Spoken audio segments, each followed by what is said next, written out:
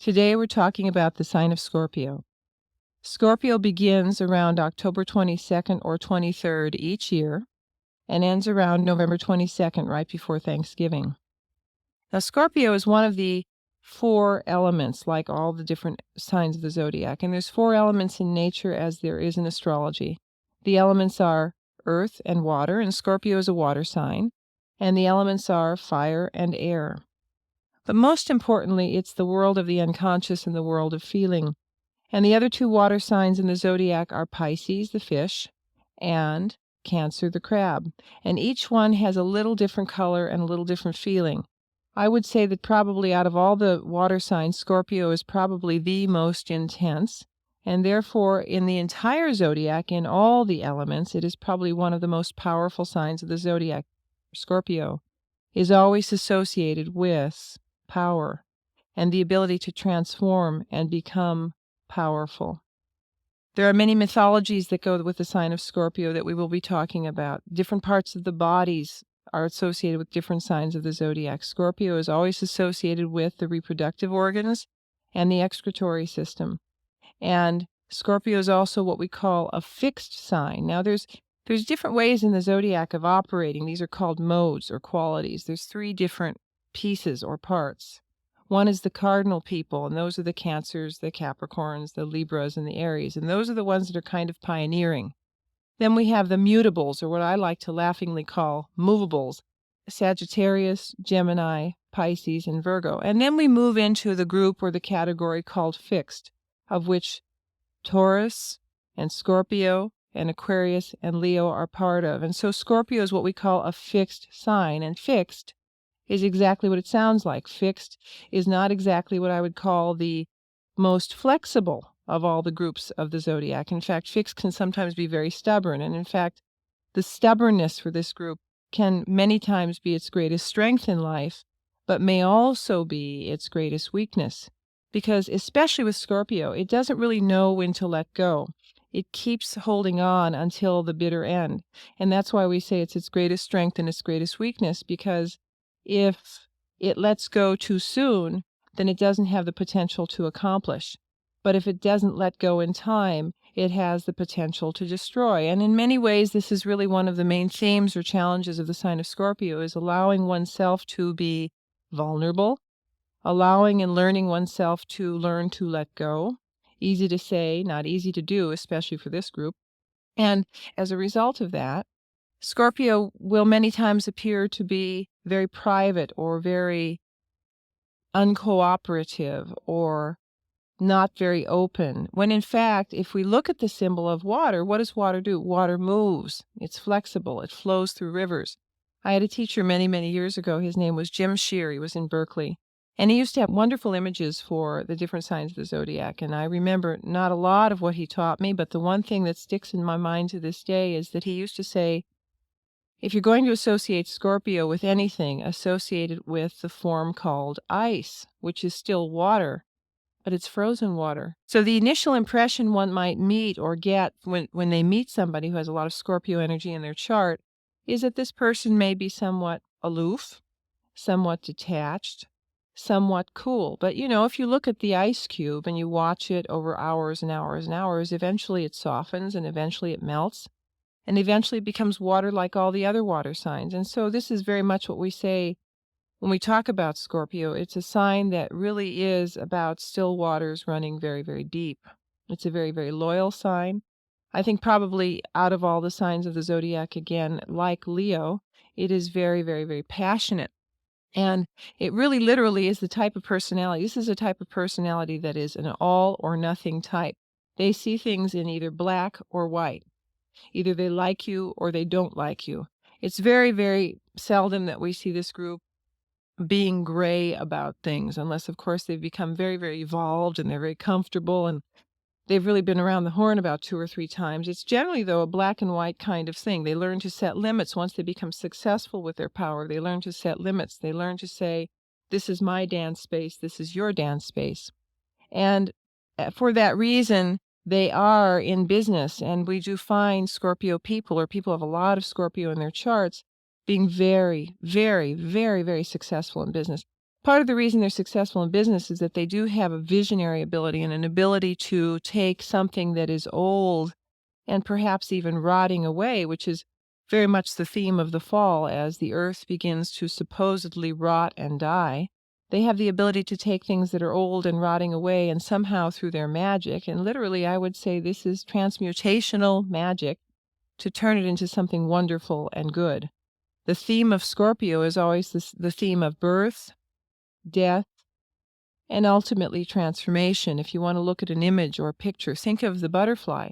The butterfly begins as a caterpillar, and then it ends up as a cocoon, and then ultimately it becomes a butterfly. Its form ultimately and eventually changes, and it is one of the symbols, especially in the Native American traditions, of transformation.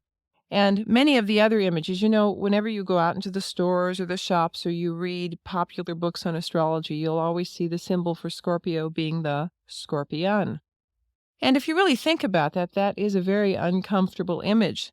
The unfortunate thing is that they don't usually show all the other images that are possible, like the eagle, like the lizard, like the snake, and like the white dove.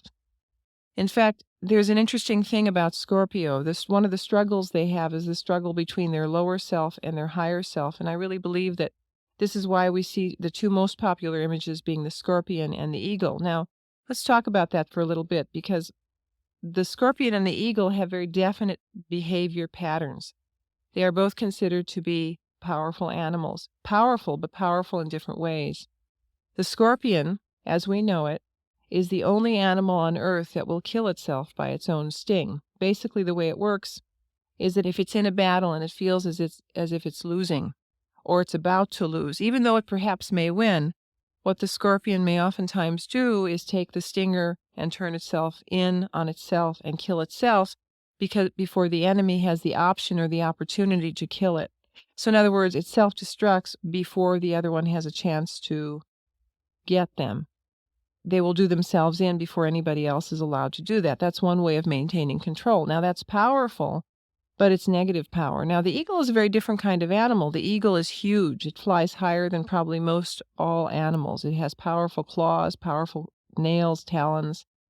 It's the biggest bird that we know that can fly as high as it can and see as far as it can. And the eagle, too, has the ability to tear flesh off of bones, to destroy, to kill.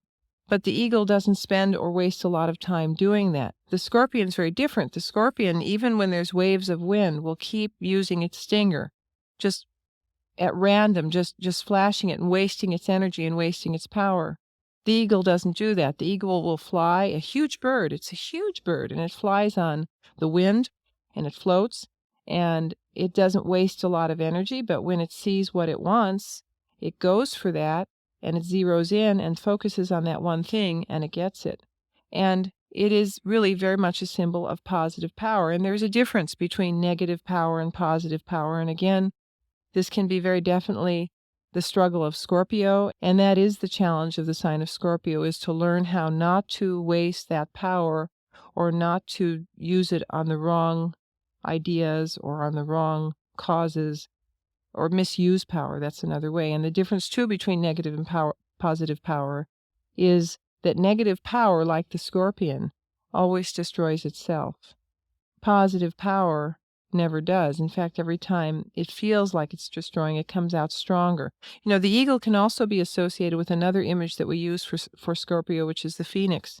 The mythical bird, the phoenix, was the animal that out of his own ashes, each time he would fly higher and he would become bigger, and he would be reborn out of the ashes. And this is really very much a symbol of positive power. If we look at historical characters, we can look at the story of Christ. And this is a good example because from his death, he became powerful, more powerful after death than before. If we look at historical characters, we can look at Hitler. Hitler was obviously the epitome of negative power, and it was self-destructive, and it destroyed itself. So there's a fine line, there's a consciousness, and really this is too a theme of the sign of Scorpio, is really learning in the life to move into consciousness. And in order to become conscious, one has to make choice. And as we talk about the mythologies, we will discuss that in more detail. There are many colors associated with the different signs of the zodiac. The color that we often see associated or preferred by people who have strong Scorpio is the color burgundy, burgundy red. We see sometimes, too, the gold, the metal gold or the color gold also being preferred because the god Pluto, or the planet Pluto, which rules the sign of Scorpio, that was his world. His underworld was full of gold. And the word Pluto in Greek is plusios, which means wealth or hidden treasure. And that, too, is a theme of the sign of Scorpio. A Scorpio's life is oftentimes accompanied by a series of burning bridges behind them. They will many times have built their life up to a certain point, and when they move to that certain point and everything is hunky-dory and fine and wonderful, then, if they have not, of course, been conscious about certain choices in their life, then and only then, and that needs to be qualified, only then, do they find their lives sometimes suddenly being destroyed. Families break up, relationships change, they prefer to do different businesses, their finances change, and so they burn the bridges behind them. And after burning the bridges behind them and really letting go and learning that they really have to let go of controlling too much, they build new bridges. And it can be up to the age of 40 or 45 that this seems to be a predominant theme. If, in fact, they have at all become conscious and learned their lessons, it shouldn't have to be that severe a theme as they get older, although it does continue for some. We said earlier the challenge for Scorpio is about making choice. One of the issues for Scorpio, which seems to be a very, very deep theme, which even if they haven't experienced this in their life, although usually about 95% at some level they probably have experienced this, is the theme of abandonment. And that's very much associated with the theme and the myth of Demeter and Persephone, which we will be discussing in a minute. You know, one of the holidays that comes around the sign of Scorpio is the holiday that we call Halloween, which is really what they call in Europe All Souls' Eve, the theme of the dark. Scorpio is very much associated with the shadow. The shadow of the personality is the side that we all have that we must, in order to become fully integrated as individuals, integrate into our lives and ask in. But yet, it's the part of our lives that we really don't want to ask in because it's the part of ourselves that we really don't like and that we conveniently stuff away in a Fibber McGee closet and we conveniently say, oh, we'll get to that tomorrow. And that works very well until you hit about late 30s, early 40s, and then suddenly the shadow is knocking at the door and it's banging and it's wanting to come in. I've talked about this story before, but it is appropriate that we mention it in this discussion. There is an astrologer, and she's also a fine author, and I believe a Jungian, and her name is Alice Howell, and she's written many books, but one of the books that particularly has struck me through the years is the book called Jungian Symbolism and Astrology. And in the chapter that she talks about Scorpio, she talks about this shadow, the shadow character. Shadow characters are very common. Any fable or child story or myth always has a shadow character. Some of those characters are Rumpelstiltskin. Another character is any bad witch or bad king in a story. Another character would be Medusa.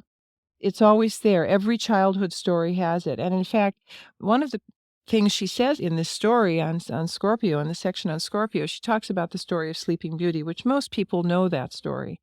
And to run that quickly through, in the story of Sleeping Beauty, her parents, the king and queen, of course, have had to try to have a child for years and years and years and years, and they haven't been able to do that. And finally, they're blessed with a child, and they're so joyous they have a christening for this little girl who they have named Briar Rose. And everyone in the kingdom has been invited to this christening, including all the good little fairies of the kingdom. And they've just given all their blessings except for one of the good little fairies, and out of the darkness, before that last wish is bestowed, comes the wicked witch or the wicked queen or the bad fairy. You choose her name. And she comes in and she says, why have I not been invited to this party? And what happens is she is so incensed and so inflamed that she was not invited that she curses the child to death when she's 16. The little girl will prick her finger on a spinning wheel and she will die. And that's very, very negative Scorpio energy. Now, what happens, as we all know the story goes, is the good little fairy has one wish, and she can't change the curse, but what she can change is the fact that little Briar Rose or Sleeping Beauty will not die, but simply go to sleep. Now, Alice Howell's contention in her book, Jungian Symbolism and Astrology, is what would have happened if, in fact, the bad witch had been invited to the party? Would she have, in fact, cursed her to death? And probably the situation is that she wouldn't have. She would have probably caused trouble of some sort because that was her nature. That is always the nature of the shadow. But she would not necessarily have condemned her to death. And basically, this is the theme that we see in a Scorpio's life, is number one, for other people, they may sometimes act as the other person's shadow.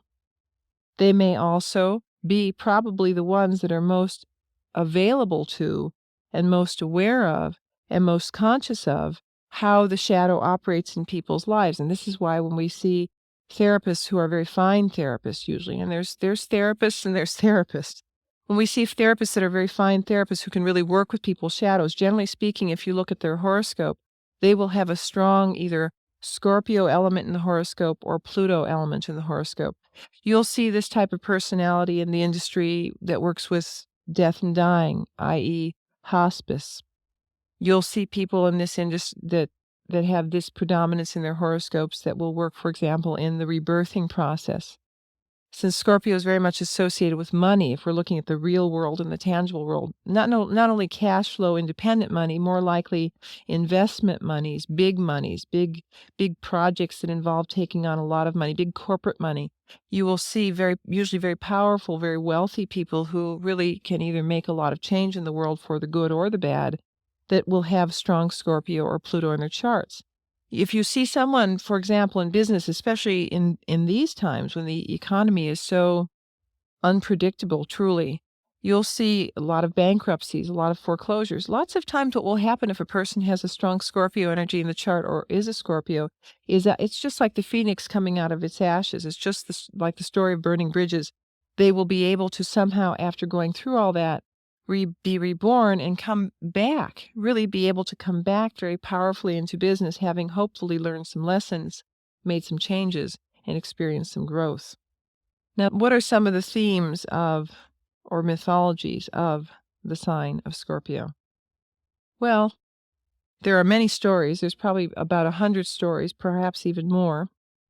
But there's a couple of main themes, and I'm going to try to balance it male and female stories, although many of the stories we do see seem to have more of a male predominance. It doesn't really matter because we're not really talking about male-female issues here. What we're really talking about is raw, pure energy, because this is very definitely a sign of energy and the ability to, even though they may be very tired, they have the ability to always come back and have some more energy come from someplace. It's always a question where it comes from, but they always have an ability to revitalize and get well and come back.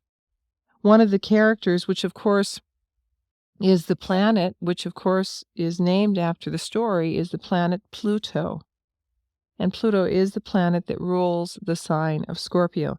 In fact, each one of the signs of the zodiac is ruled by a planet, and each one of the planets in our solar system are named after a myth. And it's uncanny how each myth associated with each planet really has the theme of the sign of the zodiac, how they all tie in together, how there is one thread that seems to run through them. And Pluto was an interesting character. He was one of the power gods, and this is from Greek mythology. In other versions, he's called Hades, Hades. And Hades actually means the invisible one, and Pluto, which was mentioned earlier, means the rich one or the wealthy. They're both the same, and they both apply. He didn't really like to be seen. He had a lot of bad press because one of the things about him that was very powerful and incredible was that he was the lord of the underworld, of the other world, and this was the world that when you died, you went there. And he was feared because he had the ability to take you, kill you if he chose, and he also had the ability to release you and transform you if he chose, if he felt you were worthy, and that's a key word here, if he felt you were worthy. And he was very private. He wore a dark robe, he wore a helmet, And any time he came up to the level of the earth, he would put this magical robe and helmet on, and he would become invisible. And it wasn't invisible so that he could be someone who would be insidious and move into your life in an unseen way. It was invisible because he wanted his privacy, regarded his privacy very highly. And for that reason, he sort of got a very bad reputation about not being a very pleasant character. He was just very much an independent. And the way it operated, and this is kind of my version of the story, is if Pluto didn't like the way you were living your life, what he would do is he would snatch you and drag you down to the under-earth or the underworld, where he would hang you on a meat hook, which is a very painful image if you think about it, and he would just leave you there. And you would be in terrible pain, and he would walk past you constantly, walking through the other past all the other people that were hanging on meat hooks, who were all crying out to be freed and to surrender. And he would never listen. It would be almost as if he was deaf, as if he couldn't hear. And you would be in the midst of all this pain and sorrow and hollering, and you would, in the beginning stages of this transformation, if you will, you would begin to try all your manipulative ways of getting him to pay attention to you so that he would release you, and he would consistently ignore you. Finally, when you got to the point where you couldn't stand it anymore, you would say to him, I surrender. Whatever you want, I'll do. I just surrender to you my life, whatever you want. Nothing can be as bad as this. At that point, he would stop, and he would turn around, and he would look at you, and he would say, okay, here's the deal. You sacrifice on my altar that which you believe you cannot live without, and I'll give you back your life. Now, since it had been so horrible, anything would be better than that. So you said, fine, you agreed to the condition. He would take you off the meat hook, and you were still in pain and still remembering the pain. You would then take that which was most dear to you, that which before he snatched you into the underworld you held on to for dear life, you would not let go of. And you would take that and you would sacrifice it on his altar. Now, what might that something be for a person who is either a Scorpio or a person who might even have this planet or strong Scorpio movements through the horoscope at certain times in the life? What might that sacrifice be? It might be a relationship that you've been addicted to, because the sign of Scorpio is very much associated with obsession and addiction and compulsion. It might be a huge savings account, security account, a job that was very well paying but that you hated and was killing your soul. It might be your bad health. It might be issues around mother-father. It might be issues of abuse, because one of the things that's very much associated, as you will see in another myth, with this sign is abuse, sexual abuse, verbal abuse, physical abuse. It would be something that you were holding on to that you could not live without. Then you would sacrifice it and it would burn into the ashes. Now you were really frightened because you didn't know if, in fact, Pluto was good for his word. But he was. And he immediately began to send you back to the earth, reborn and transformed. You were scared because you didn't have anything to take with you. But just as you would leave the underworld, he would give you a package, a small package, and he would say, when you return to the world, open up the package and look in it. This is from me to you. And when you got back to the earth, you would open it up and you would look inside. And in it was your hidden riches, your hidden treasure. And it was not that which you had sacrificed on the altar. Now, this seems to be a theme for people who have strong Scorpio energy in the charts. In order for them to move through their lives, they seem to always have to make a choice. And this is really the key word here, is about choice equaling the word power, and power equaling the word choice. Any choice involves a certain degree of risk. It can either be financial risk or emotional risk. But any transformation or growth or movement into power can and does require also risk. And any time you have a person who is a Scorpio around you or working with you, they can help you or lead you into making those choices. He was an interesting god, too, because Pluto would sit on a throne of sulfur in the underworld, and sulfur is one of the main chemicals or one of the main ingredients in matches which burn. And so, in fact, Scorpio people, especially when they have difficult transits to their chart, just like anybody else who might be experiencing this kind of a transit, are people who have to burn off the excess, who have to cauterize wounds in order to grow. Now, there's another story about Pluto that's perhaps maybe more of the feminine side or the feminine myth, although it really can be applied to both men and women. And it's the story of how he acquired, and that's literally the word we're going to use, how he acquired his bride. And it's the story of Persephone. Persephone was the beautiful, young, only daughter of the god Demeter, who was and is the goddess of the earth and the harvest and the abundant earth and harvest. And Demeter was very much protective of her daughter. She loved her. She was full of milk. She was always positive. She was always giving beautiful flowers to the earth. And one of the reasons she was this way was because she was so joyful because she had this wonderful daughter. And one day this young woman was out in the field. Persephone, her daughter, was out in the field playing, or rather walking around, uniting with nature. And she happened to look down and she found a narcissus flower, and she was seduced into looking into its beauty, and she looked into this flower, and it's quite an interesting piece of the story because she was looking into this flower because she was curious. And curiosity seems to be a major theme or a major piece of Scorpio's makeup, is they're very curious. The children in a classroom that have a lot of Scorpio in the charts will ask a lot of questions and also not necessarily answer, but ask a lot of questions. An adult that has a lot of Scorpio in their chart will be the one in a conversation who can somehow ask you everything and find out everything about you, and yet you never find out anything about them. So she was curious. She was looking into this flower. And out of the bowels of the earth comes, without anybody knowing about him, the god Pluto. And he snatches this young girl and he steals her into the underworld on his chariot of black horses and a black chariot. And above them the earth closes up very quickly. The mother doesn't know where her daughter is. No one else has seen her.